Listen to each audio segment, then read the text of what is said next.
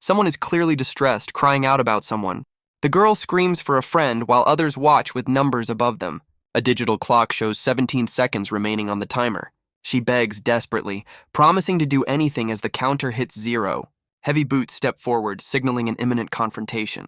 Her profile shows intense anguish and a wide-open mouth. A sudden, sharp sound effect indicates a rapid movement or impact. The white-haired figure celebrates a friend count of 0, mocking control. The timer resets to 0 as the figure announces the penalty time. The girl kneels in fear as the others observe her 0 score.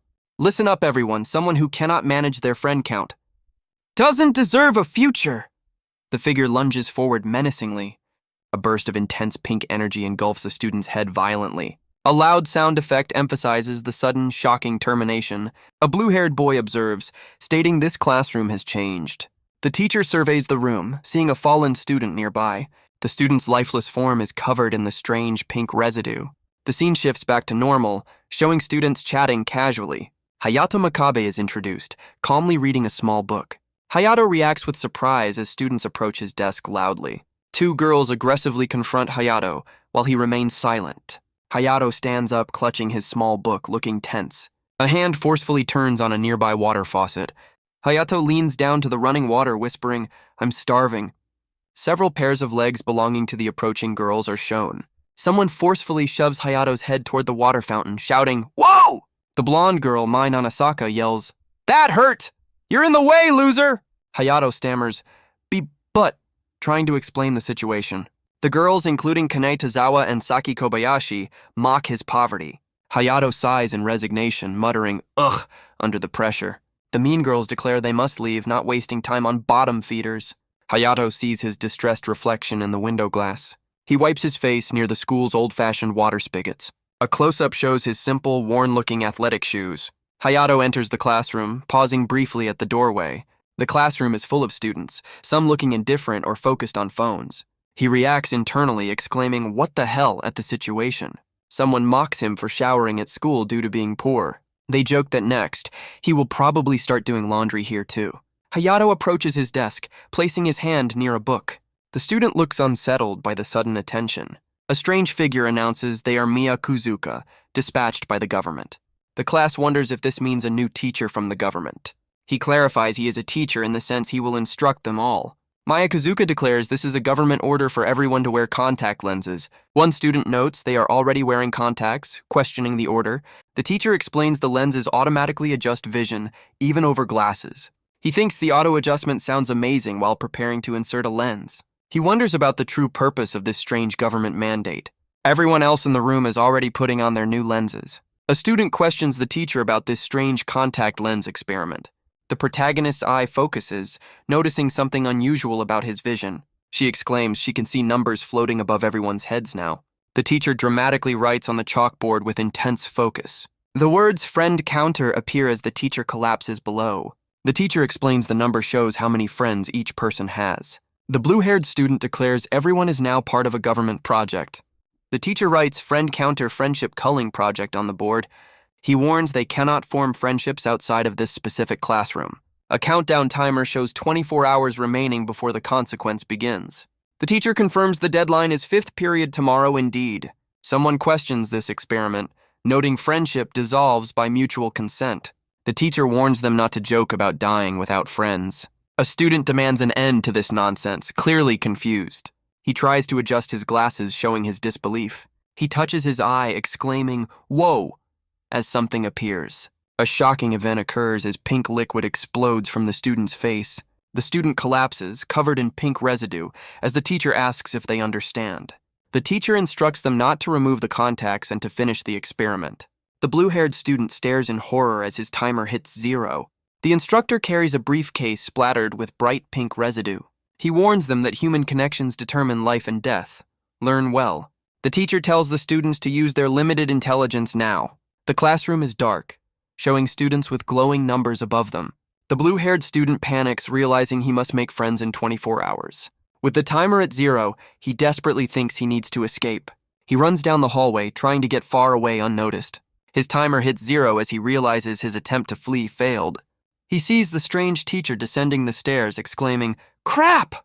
The blue-haired student notices another student approaching him in the hall. The blue-haired student notes the different color timer, wondering if it's someone from another class. The other student asks if he is also attempting to escape. He quietly confirms with a simple, "Yeah." The blue-haired student urgently warns that someone is coming and tells him to jump first. He opens the window, preparing to make his exit. The blue-haired student jumps out, letting out a frustrated, "Ugh." He lands roughly on the grass outside, still under the timer's effect. Suddenly, his eyes violently erupt with a shocking magenta liquid. The blue-haired student yells, "Hey!" looking down in alarm. A hand reaches out, embracing the now affected student, recognizing you. The white-haired figure demands, "What are you doing?" with a menacing look. He accuses the blue-haired student of testing an escape plan involving sacrifice. The blue-haired student vehemently denies any such manipulative intentions. The white-haired figure explains the experiment is a harsh lesson, not about friendship. He states the real world demands you spread trust, then use people to survive. The pink substance spreads, affecting the surrounding environment and creatures. The lesson continues.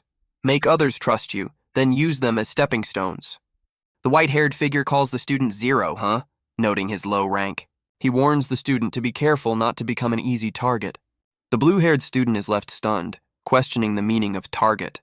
Night falls over the school building under a pale moon. Students eat lunch, one comments on another's food. Zero feels isolated.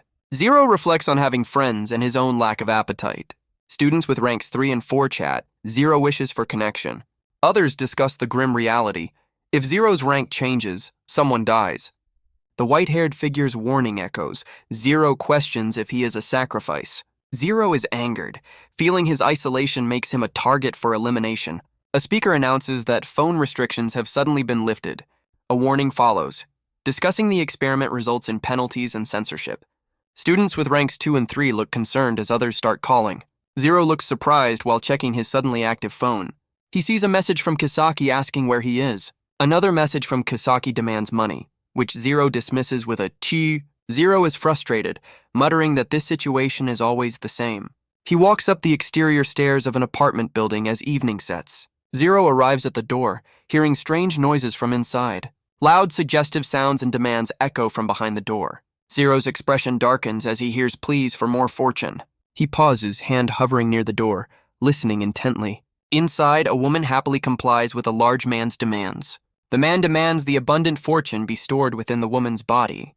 The man greets Hayato, noting how much he has grown since last time. The man offers blessings to Hayato while showering him with golden confetti. Hayato responds with thanks while the woman excitedly records the moment on her phone. The group enters the room where a young girl sits alone near a pile of clothes. The girl looks up, addressing the newcomer as Big Brother. The man looms over Kisaki-chan with an unsettling, menacing expression. He suggests she visit the dojo often to store more fortune in her body. The woman happily encourages Kisaki to receive lots of fortune while applying lipstick. The man asks Hayato about starting high school, suggesting it is time for him too. The man refuses their suggestion with a wide, unsettling grin. The woman protests, showing money as Hayato's designated share. The man insists Hayato must start earning and contributing to the cult soon. He boasts Kisaki-chan is already contributing, just like her mother. Hayato urgently calls for Kisaki, warning her away from that dojo. He warns her about the unknown consequences of going there. The woman screams Hayato's name, grabbing him with intense emotion. Hayato questions their words, touching his neck nervously. He demands if they know the misery of not storing fortune. She yells that without fortune, he will be unhappy now and miserable later. He despairs that this current life is already endlessly miserable. A text message asks if he should meet Kisaki because it might rain. The reply button suggests lending money, as water splashes nearby. Hayato wonders what will happen to Kisaki if he dies now. He reassures her he cannot leave school due to classes, but stay calm.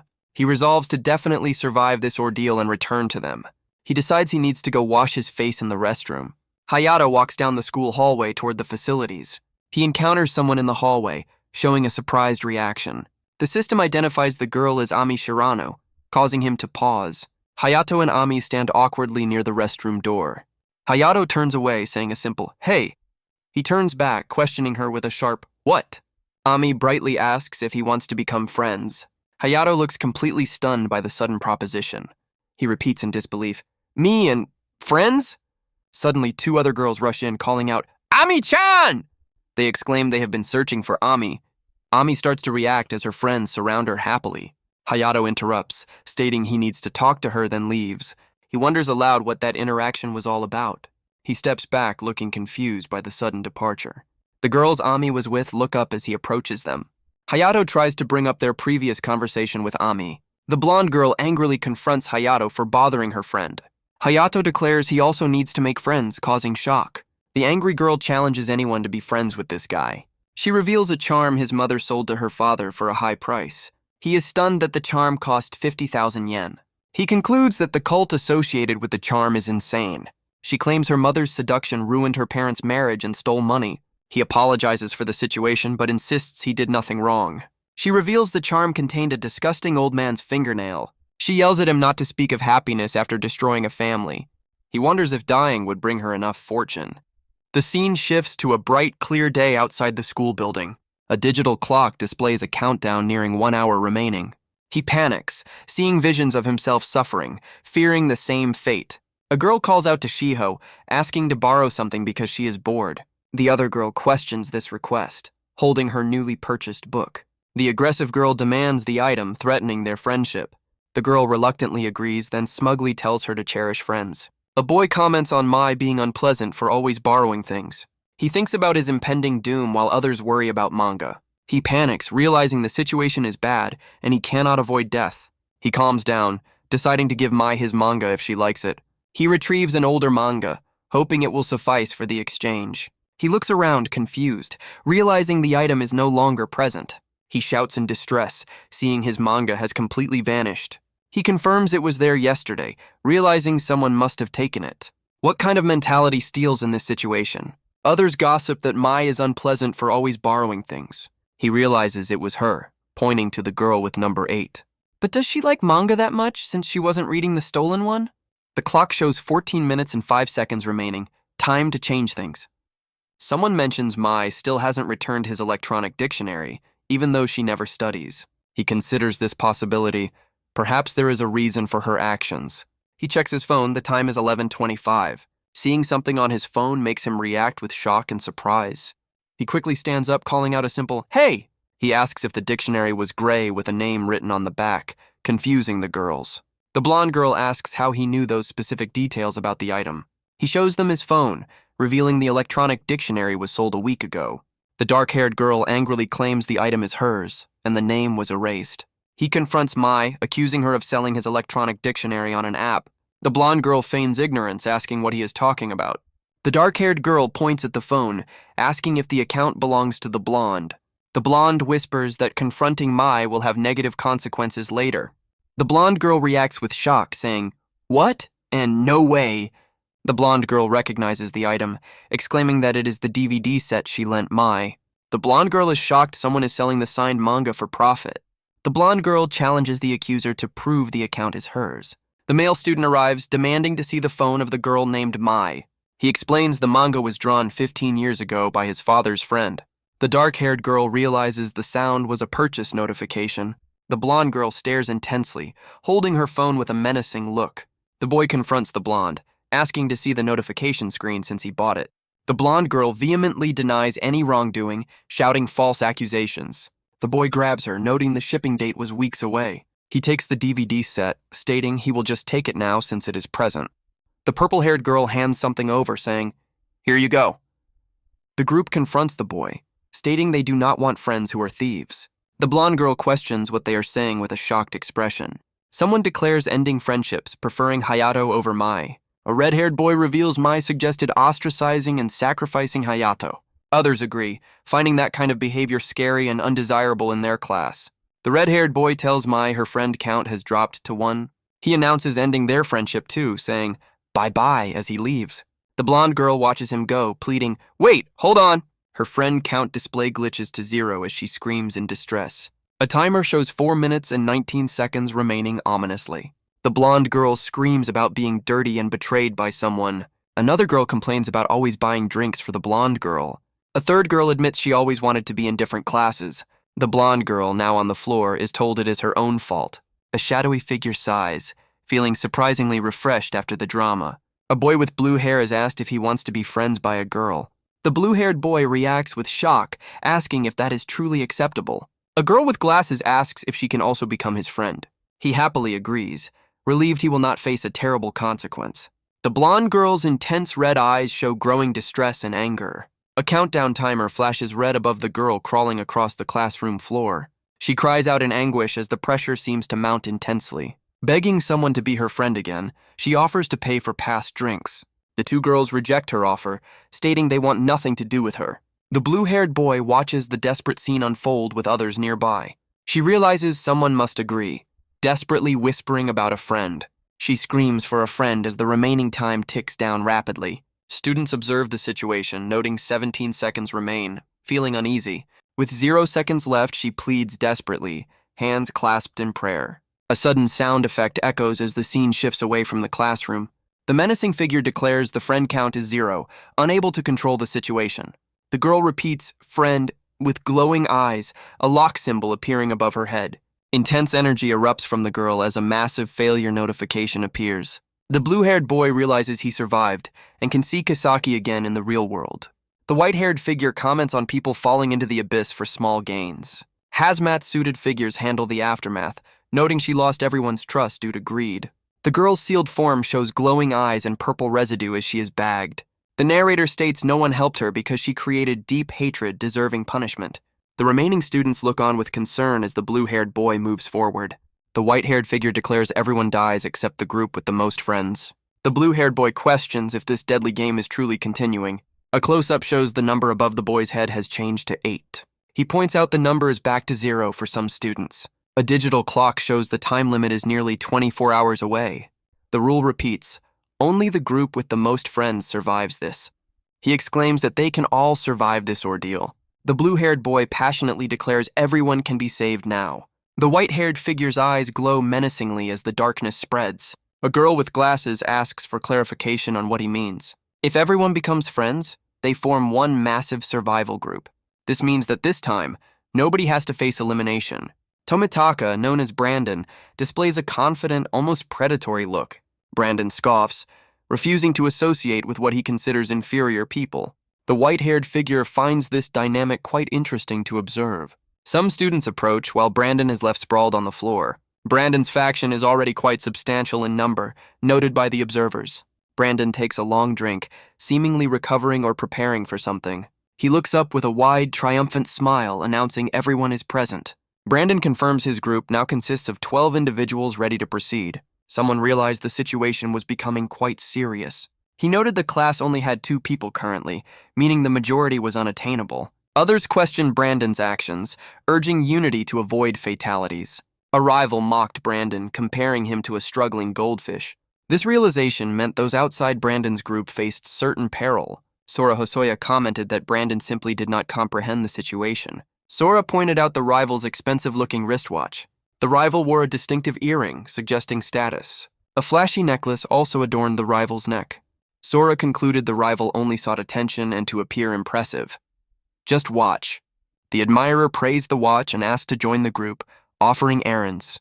Brandon acknowledged Sora's understanding and welcomed the new member aboard. The new recruit's number count visibly increased to 13. 2 new figures asked who else wanted to join the guaranteed survival group. 2 girls looked on with uncertainty as the recruitment continued. Both girls urgently demanded entry, wanting to join the group too. Sora pointed out that flattery was enough to gain entry. Seemingly, Sora urged his friend to join Brandon's group quickly for survival. Sora suddenly remembered an important prerequisite for joining the group. Brandon demanded 100,000 yen as the fee to join his powerful group. The 2 girls reacted with shock and confusion to the demand. Brandon declared firmly that he chose his friends over the money. The green-haired girl screamed, realizing the cost was 100,000 yen. The other girl expressed distress, stating she lacked that significant amount of money. Sora questioned Brandon's decision with a look of utter disbelief. A sinister figure chuckled, calling this place a perfect hunting ground. Sora insisted that uniting everyone would ensure everyone's salvation. The strange man acknowledged Sora's thinking as beautiful and correct. However, he added that such correctness should be framed and displayed. The unsettling figure then vanished, promising to see them all tomorrow. He cheerfully offered to accept electronic payments for his demands. Pay 1 million yen, and this menacing figure promised friendship. The students, marked with glowing numbers, watched the unfolding situation. One student asked Hayato for money, but he refused immediately. Hayato revealed he lacked even 100,000 yen himself. The demanding man called out, urging them to unite and come over. He pressed them, asking if they had smartphones to arrange payment. He suggested getting help from parents or friends at other schools. The green-haired boy explained his family was poor and friendless for loans. The demanding figure shouted to hurry, threatening to increase the price. The girl panicked, fearing death without the required 100,000 yen. Someone called for everyone to wait and think calmly about the situation. A student noted Brandon's group was the largest faction currently. He suggested uniting the remaining 10 people to counter Brandon's power. The demanding figure smirked, suggesting poaching 2 members was impossible. The blue-haired boy looked confused as the girl showed him something. The girl asked if he truly knew nothing about the wealthy antagonist. The boy was shocked seeing Brandon's social media filled with luxury items. The purple-haired girl explained Brandon was rumored to be in a pyramid scheme. She added he sold materials on how to rapidly increase one's wealth. He was apparently handing out money and goods to his followers. The blue-haired boy and Shiori reacted strongly to this news. Brandon's followers prioritized accessories over human lives, shockingly. A close-up shows someone lighting a cigarette with a bright flame. The protagonist warned against being fooled by small cash. 10 lives were at stake. Brandon mockingly asked someone to lend him their arm for a second. The antagonist grabbed the arm, causing a surprised reaction. Brandon's eyes glowed as he questioned the term petty cash. He then forcefully took something from the subdued person's arm. Brandon smirked, warning the others not to underestimate the power of money. After your speech, would anyone take a cigarette burn on their arm? He stomped on a desk, declaring, "Don't underestimate our friendship."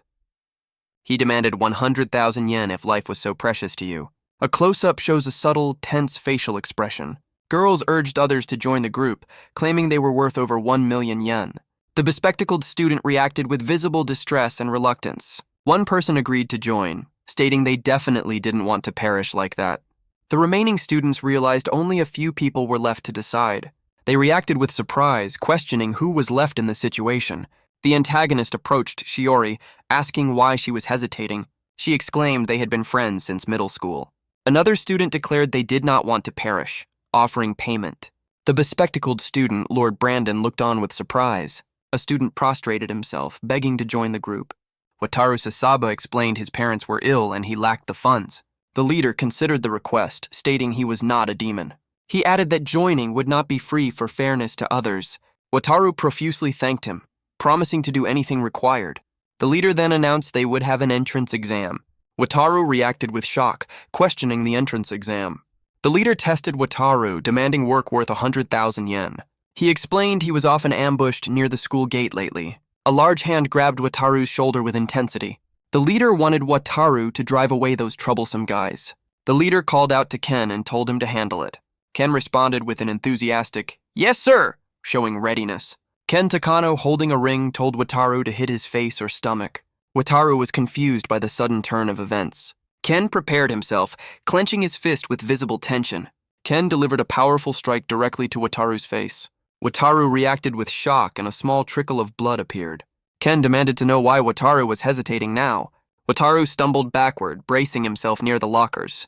Wataru groaned, touching his face while tears welled up. The others mocked Wataru, calling him a complete failure. Ken sternly commanded Wataru to continue the painful exercise. Another student questioned Wataru's lack of fighting instinct. Ken instructed Wataru to focus and remember the lesson. The aggressive student leaned in, mentioning Mai's demise. He then chillingly asked if Wataru wanted a similar fate.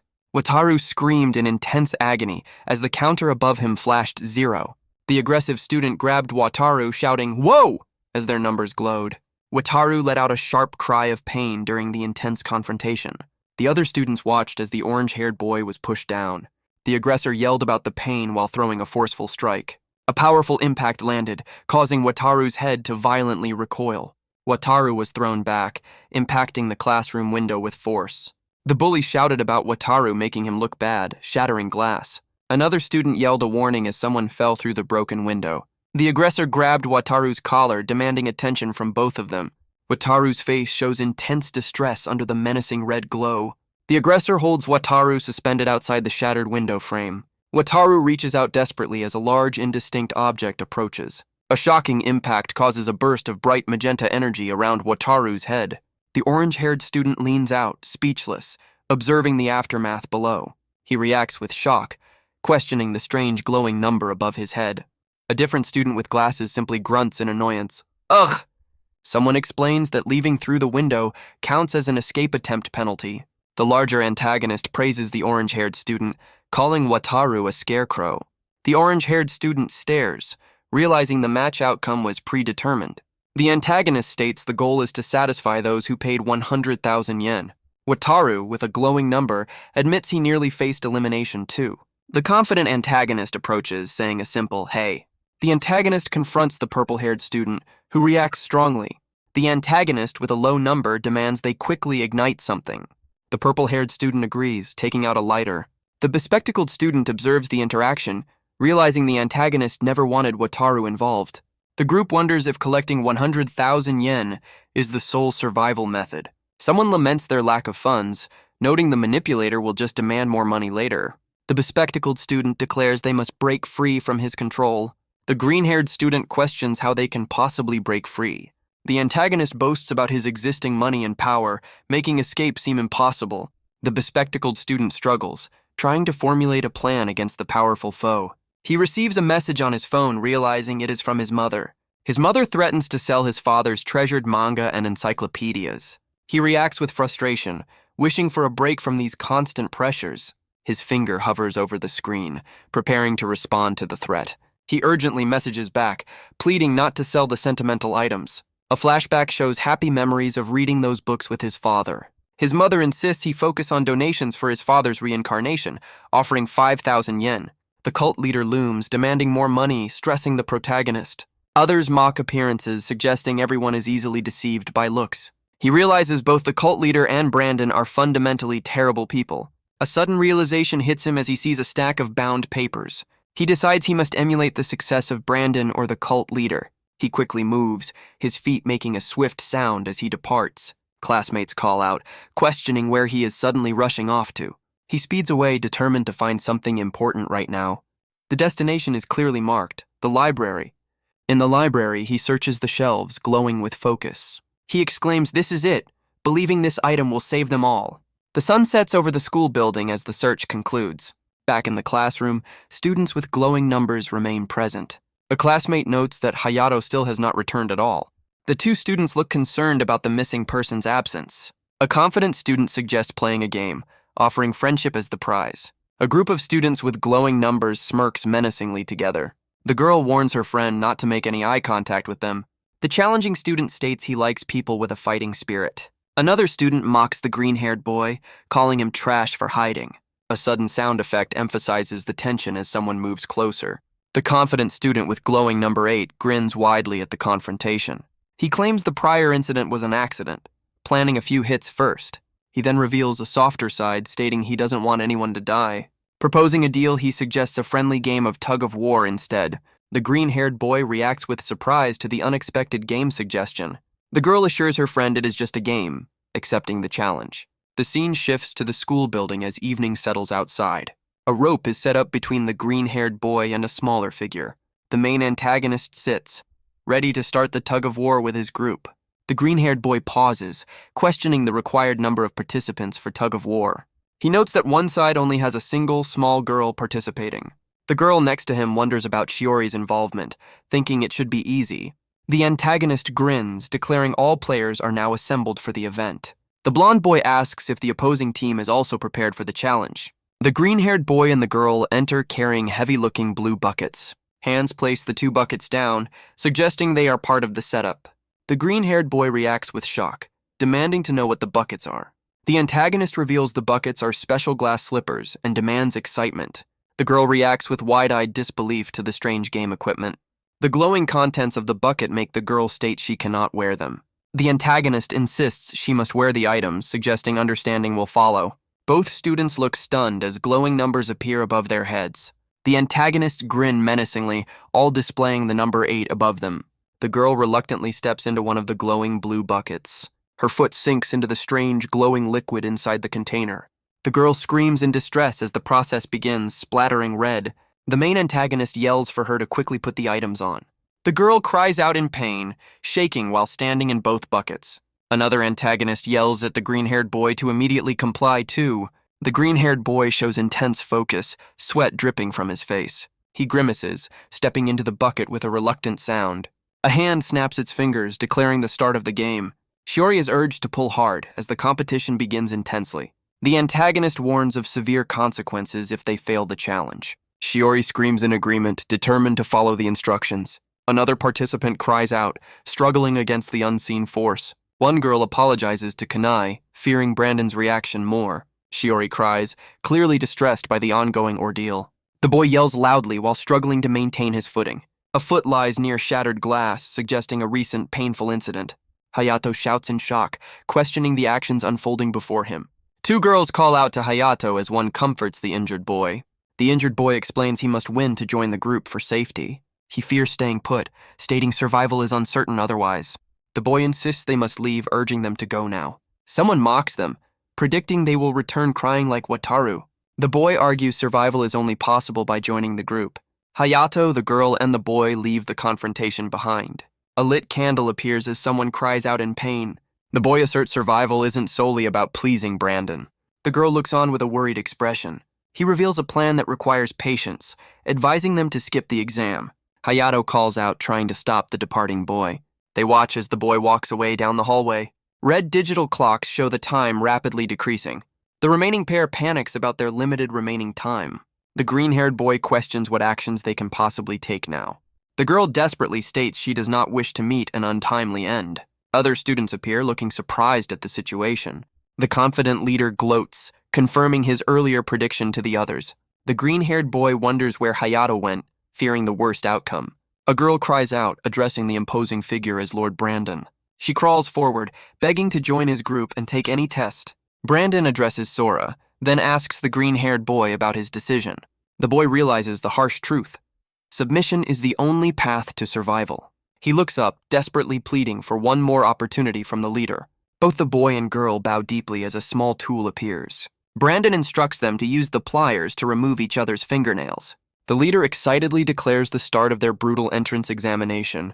He warns them he told them not to take the entrance exam. The newcomer stands there looking quite composed despite the situation. The green-haired boy and girl anxiously ask where he has been. The girl urgently pleads with Hayato to beg alongside them immediately. Hayato observes the other students, including one seated confidently. The green-haired boy insists there was no other option in the end. The leader steps forward as the pliers drop near the kneeling pair. Hayato declares both of them must remain within his current group. He states there is no need for any further aggressive actions now. A powerful figure with glowing eyes reacts with confusion to this development. The powerful figure demands clarification about the disappearance. The blue-haired boy clarifies he means their current friend group. The enraged figure glows red, showing intense displeasure.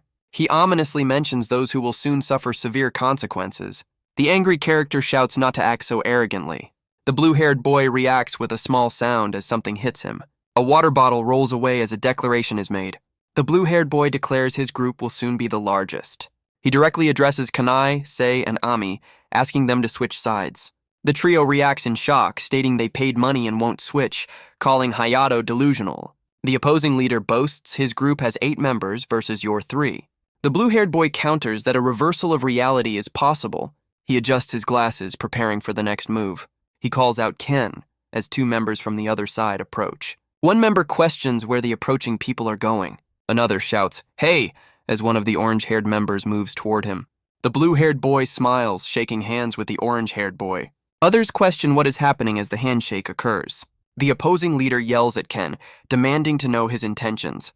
The leader and his remaining group members advance menacingly. The blue-haired boy insists Ken must keep his promise. Onlookers are amazed and confused by the sudden turn of events. Others protest loudly, noting they paid money for something now gone. The angry leader yells for everyone to stay exactly where they are. The opposing group confronts Ken's side, demanding an explanation. A small golden item is seen falling from the angry leader's shirt. The orange-haired member declares he is returning the item, owing nothing. Another boy is shown removing a bracelet from his wrist with a sound effect.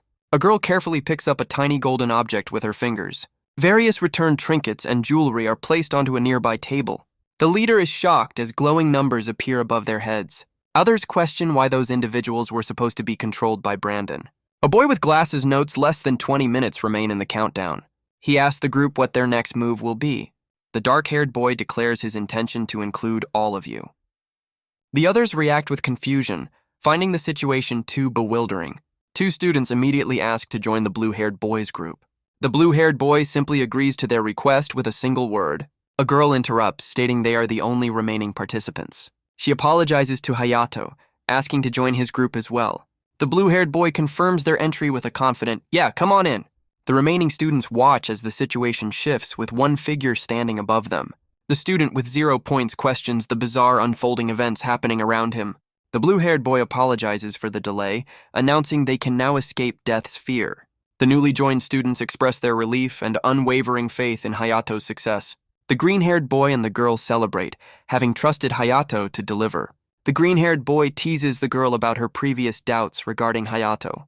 Hayato smiles, admitting he understands why they might have doubted his return. A sudden outburst of anger erupts as one student violently confronts another. A close-up shows a tense physical struggle breaking out between two individuals. The defeated student warns them, "It's 20 against 1, just stay quiet." The opposing group, including the green-haired boy, stands ready with their scores displayed. The blonde student concedes, admitting Hayato wins and agrees to join their group. Hayato smiles, accepting the surrender with a simple, "Yeah, you're welcome." However, Hayato immediately adds a caveat. But there's one condition. Hayato, with a smug grin, declares he chooses his own friends.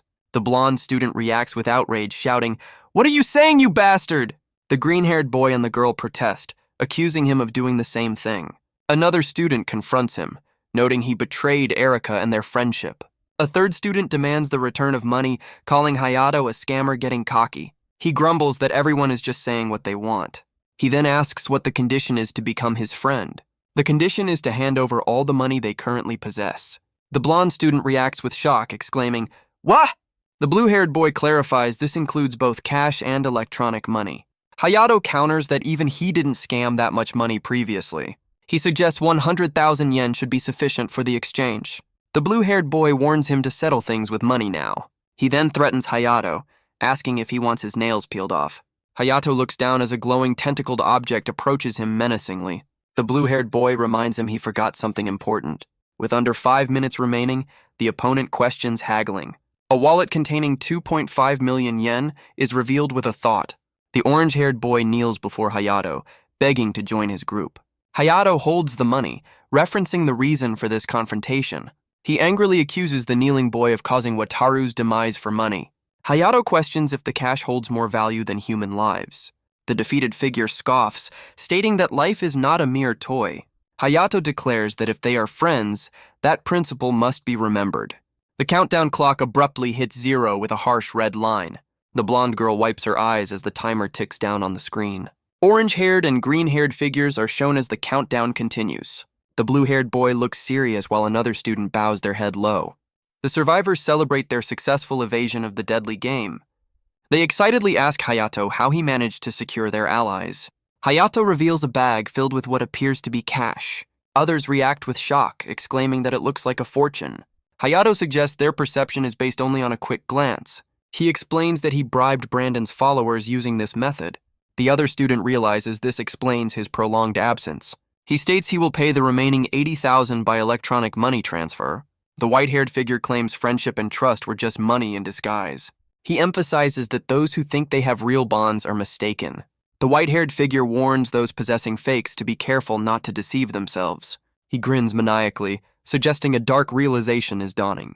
The students, marked with the number 21, look on with confusion. The unsettling figure announces, "Well, anyway, good work, everyone." He then declares it is time for a break and asks them to follow. The figure eagerly gestures for them to follow him down the hall. They walk away as he directs them toward the room labeled cooking room.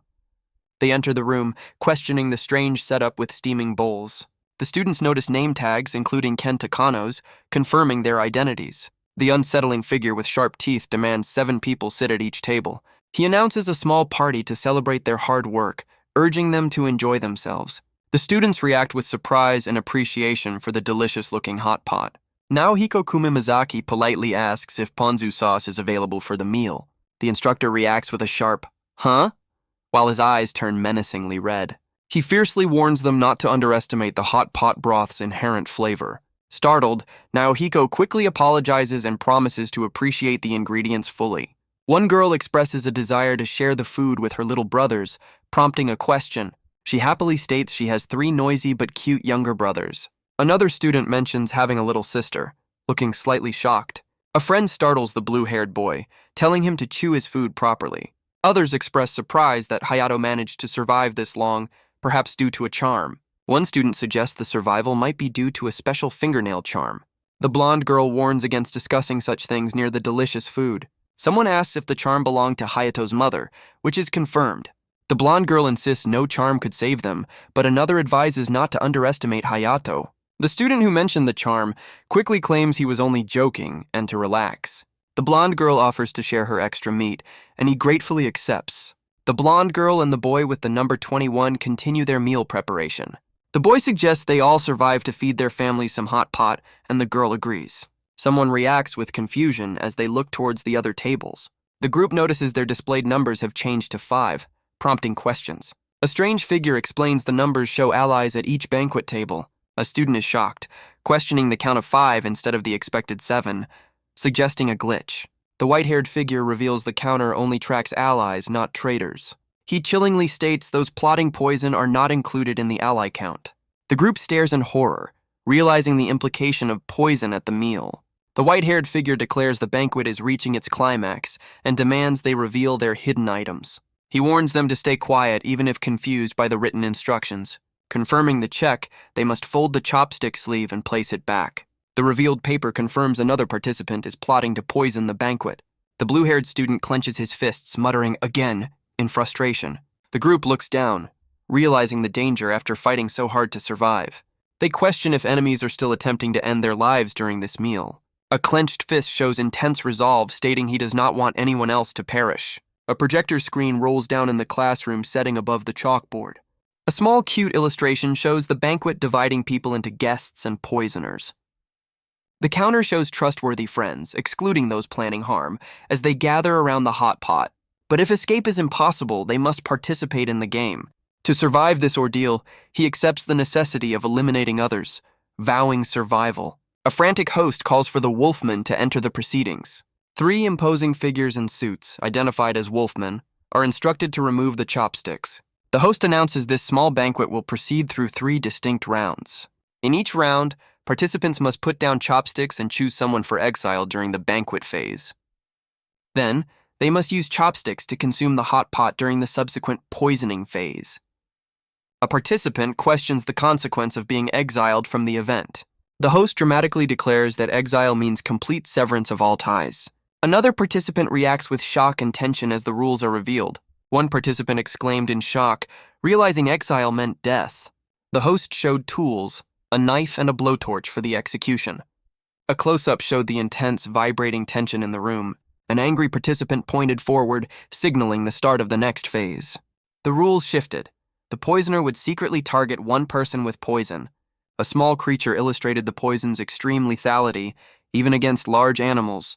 The participants reacted with stunned silence to the deadly implications. A serious host declared that all served food must be consumed completely. The group gathered around the hot pot, the atmosphere heavy with dread. Guests win if they outnumber poisoners after 3 rounds, causing poisoners' demise. Poisoners win if they match guests in 3 rounds, resulting in guest demise.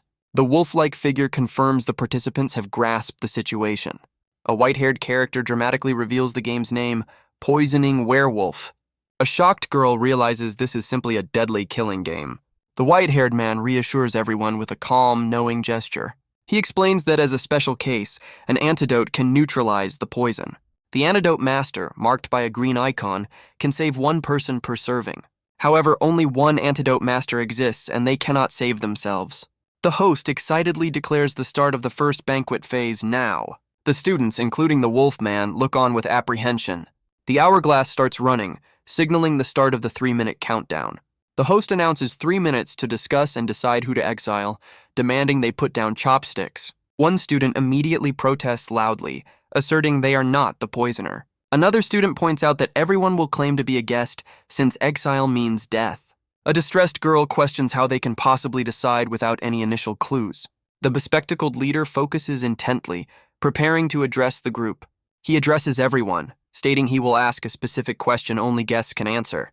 He instructs everyone who is a guest to immediately raise their hand. One student eagerly raises his hand, shouting that he is indeed a guest.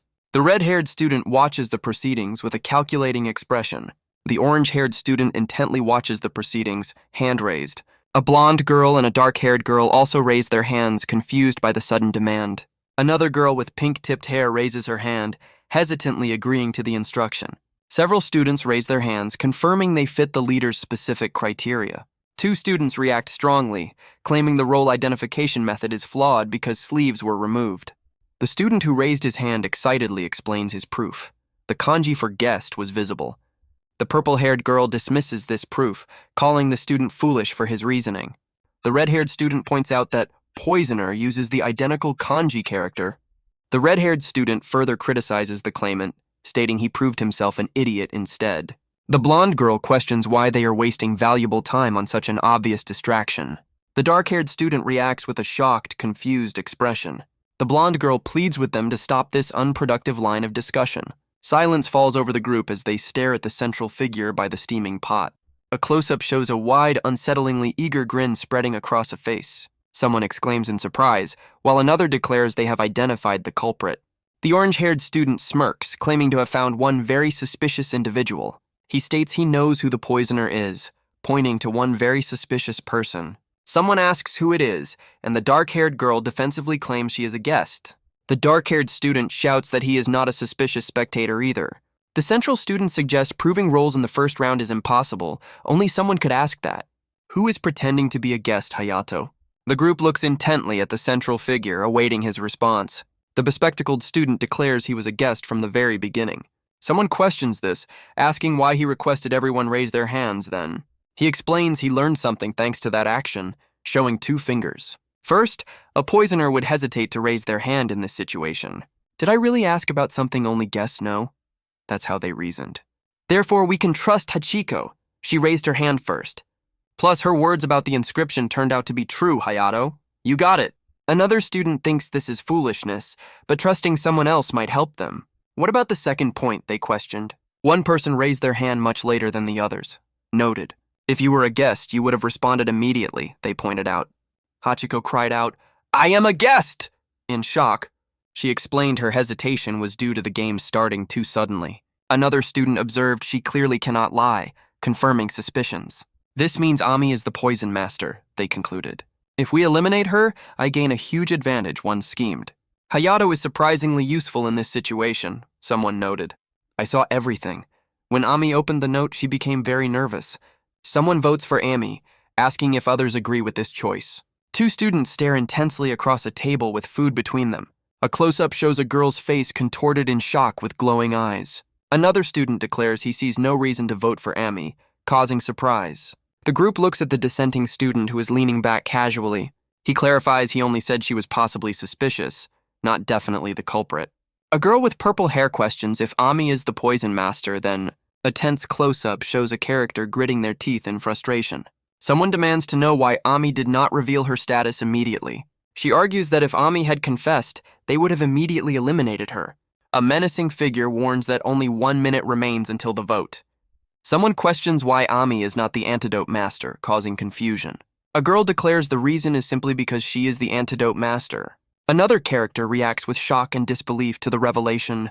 A student demands to know which one of them is the true antidote master. He states that both Ami and Erika could be the antidote master. Therefore, they cannot eliminate either of them from suspicion right now. Someone recalls how hands were raised during the previous vote. This suggests Kanaz was also uncertain about the previous voting results. The dark-haired student then accuses Kanaz of being the culprit. She claims she knows what happened to Mai and who you are. The accused asks what she means, while the accuser explains actions were necessary for survival. Another student finds that statement coming from her quite amusing. The accuser directly states that they killed Mai. They argue that breaking friendship was unnecessary if they didn't want Mai dead. Someone reacts with shock, stating Hayato's methods are frightening. One student suggests siding with Hayato if he is on your side. The other questions why the first student is so against Hayato. The first student concludes that if Hayato scares her, she opposes him. Therefore, in other words, Kanaz is the poisoner.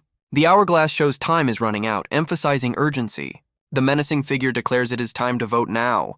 Everyone closes their eyes as instructed for the voting process. He states he will approach everyone to determine who to expel. A wolf-like figure in a suit stands ready, making a sound. A hand points decisively toward a target in the darkness. A close-up shows the unsettling, sharp-toothed grin of the leader. He announces that the votes have been counted successfully. The leader reveals the person who understands the truth will be banished. A student reacts in shock as the countdown begins, pleading to stop. A glowing red container pulses with intense energy. A struggling figure cries out as they are forcibly held down. The text confirms the banished person is gone, sent straight to ruin. The leader offers a bowl containing a pink, unsettling liquid to a shocked student. Another student notes the counter now reads 4, implying a new stage. The wolf-like figure confirms the person was merely a guest before their removal. A gloved hand carefully ladles a strange, colorful substance into a white bowl. The wolfman announces the next phase is the poisoning round to the students. The grinning, white-haired figure instructs everyone to close their eyes immediately. He warns that anyone opening their eyes besides the poisoners will perish. So, poisoners, open your eyes and point to the person you wish to eliminate. If your choice is correct, that person receives a dose of the toxin. If you choose incorrectly, we will randomly eliminate one person. The grinning figure points, indicating the selection process is underway. The timer shows 4 seconds remaining for the poisoner's decision. The targeted student with the number 4 above his head stands central. The target is chosen, and the wolfman addresses those with special roles. Open your eyes and select a person now, the instruction is given. A bright green substance splashes into a bowl with an energetic reaction. Attention, take your spoons and approach the food now. The 2 students cautiously eat their bowls, watching each other closely. One student drinks, realizing the substance is a potent toxin. The group sits around the table, the central pot steaming ominously. The blue-haired student realizes the master of antidote protected someone. Another student excitedly claims they will be invincible if protected repeatedly. The orange-haired student reacts with frustration, realizing the plan failed. It seems the master of antidote interfered with their scheme. It is now time for the second round of this deadly game. They are instructed to put down their utensils and decide who to eliminate. A student screams that Kanai has perished, causing immediate panic. The scheming student declares the blame is now shifted, planning to eliminate Hayato. Another student argues that this wouldn't happen if they hadn't started this action. They realize Hayato shared information to make them choose an exile. A girl exclaims that Kane blamed Ken, causing confusion. One student notes that such tricks unfortunately lead to misunderstandings. Someone demands Hayato apologize to Kanai and say immediately. Sei questions if they truly intend to expel him now. Another student shouts that he confused everyone, demanding action. The manipulator urges them to proceed with eliminating Hayato. He asks Ken if he also sides with him in this decision. Hayato realizes 2 people are already against him, feeling it is not good. He calls out the name Erika. Erika passionately declares she is on his side, not wanting to be near such a person. Hayato questions Ken if he is the instigator of this situation. Someone yells, asking what and accusing him of talking nonsense again. Another person emphatically agrees with the accusation. The angry girl screams, demanding to know how she could know that information. A different student shouts that he will not be fooled again, calling for a vote. Hayato quietly acknowledges the situation, saying, I see. He apologizes to Naohiko, revealing he is not actually a guest. Someone demands to know what Hayato is talking about with shock. They question if Naohiko is also the poisoner, reacting with surprise. Hayato states he won't mind if they vote him out now. The angry student exclaims 4 votes are in, ready to exclude Hayato. Naohiko interrupts, asking to say something before the vote proceeds. He stands facing the group, who all watch him intently. A close-up shows food items looking unsettlingly strange. Naohiko reveals with a smirk, I am the taster, Yada. Another student cries out, dismissing his claim as more nonsense. The orange-haired student yells not to listen, demanding they vote him out. During the poisoning round, I pointed at one person. Then what? The group watches the tense situation unfold. I discovered his role, and the other student reacted strongly. He was the poisoner, confirmed by the taster's realization. Intense eyes glare as the tension escalates dramatically. Someone shouts, Who is he? Who is the poisoner? Before naming this person, I want to ask for something.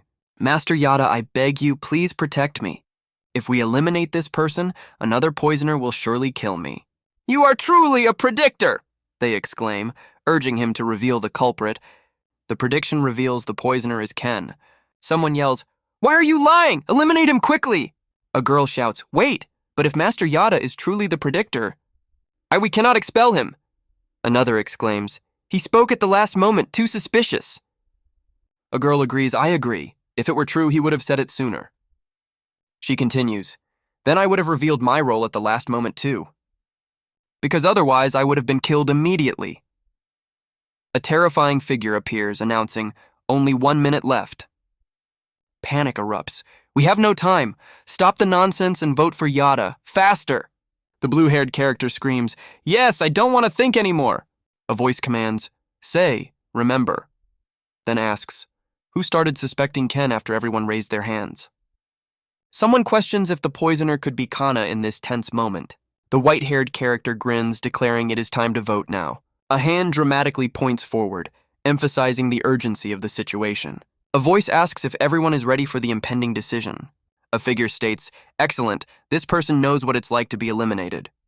The orange-haired character reacts with distress as a timer counts down. 4. He slams his hand down hard onto the surface in frustration. He shouts in anger, his device glowing red with intense pressure. A sharp, glowing object pierces through a white surface against a red background. A wolf-like figure looms over the panicked character, timer still showing 4. Abstract colors splash across the dark background with intense energy. The wolf figure declares that friendship has been broken with a mixer. The orange-haired character shows a fresh mark, the timer still reads 4. The wolf figure looms over the girl, a syringe-like object nearby.